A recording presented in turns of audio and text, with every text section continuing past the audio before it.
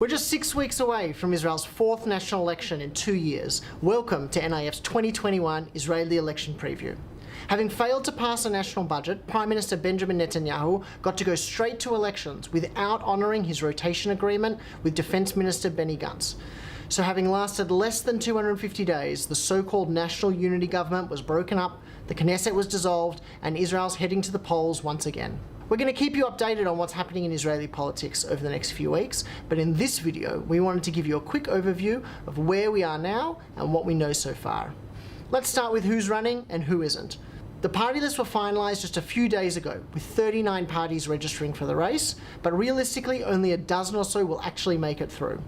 We'll start with Gantz, Netanyahu's main opponent through 2019 and 2020, who was supposed to be the alternative prime minister. His blue and white party, with former finance minister Yair Lapid and former defence minister Moshe Ya'alon, vowed never to serve in a government led by Bibi.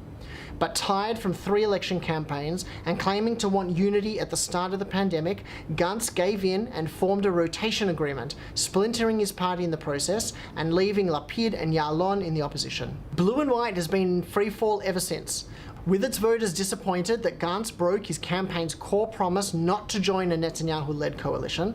It's not surprising that most polls today show the party barely crossing the minimum 3.25% threshold. Most of his Knesset members have fled, either to rival parties or retired from politics altogether.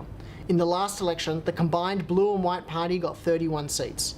Now, what was Gantz's half will be lucky to be in the Knesset at all. The other major split is with the Joint Arab List. Having run as a combination of the 4 major Arab parties in the last 2 elections, the Islamist party Ra'am is breaking away for this election.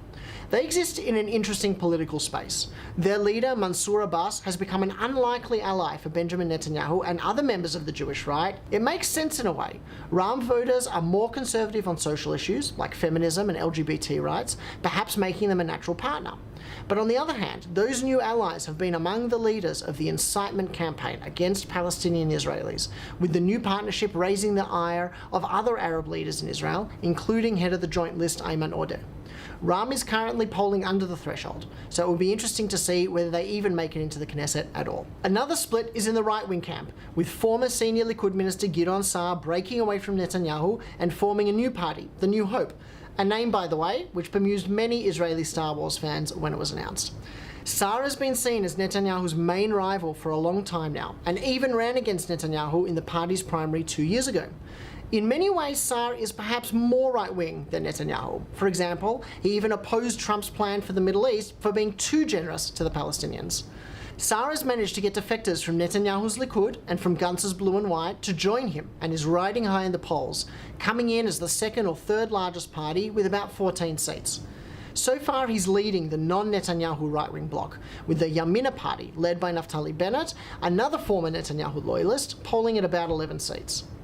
The other big development on the right is the inclusion of the extremist, racist Kahanis party led by Itamar Ben-Gvir.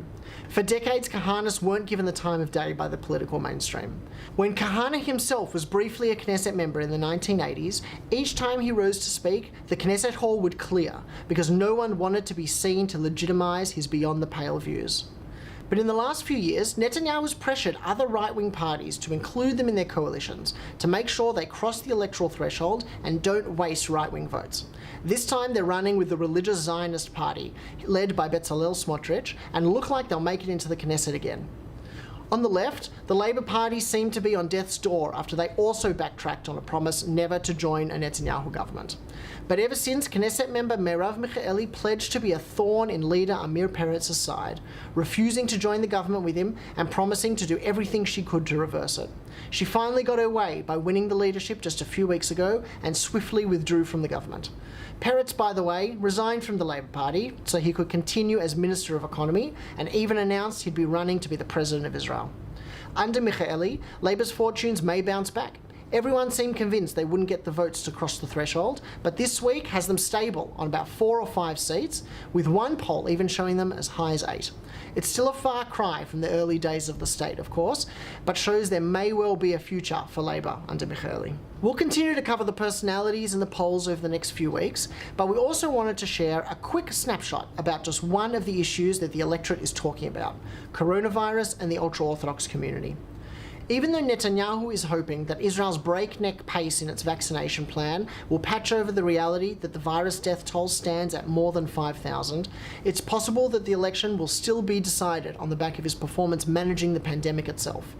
Frustration is high as the reality of tens of thousands of ultra-Orthodox men flouting lockdown restrictions by attending funerals without masks washed over the country. The fact that police stood by and allowed Haredi men to stream into the streets has frustrated the rest of Israeli society, because all the while Ben Gurion Airport remains closed and the virus is totally out of control. Netanyahu, though, needs the roughly 15 loyal seats of the ultra-Orthodox Knesset members to have any chance to govern after March's election. He knows that cracking down on anything in the Haredi community, including dangerous mass gatherings, will just risk angering his most important political allies. That's where we're going to wrap it for now. Make sure you stay tuned to our social media pages for regular updates and the stories that are making news in Israel. We'll be back with another video before you know it. So for now, stay safe and thanks for watching.